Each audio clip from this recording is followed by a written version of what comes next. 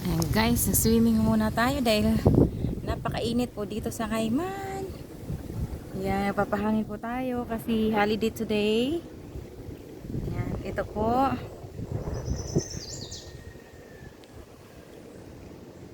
Wow, pahangin tayo dito. Ayan, mag-isa lang ako, may pasok yung asawa ko.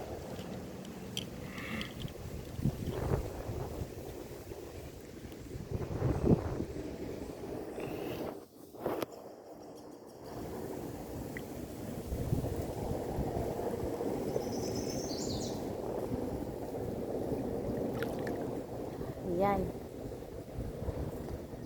Swimming muna tayo.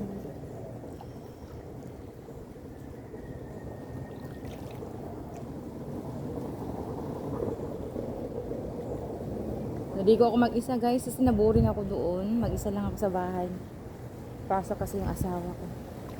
Samahan niyo akong maligo.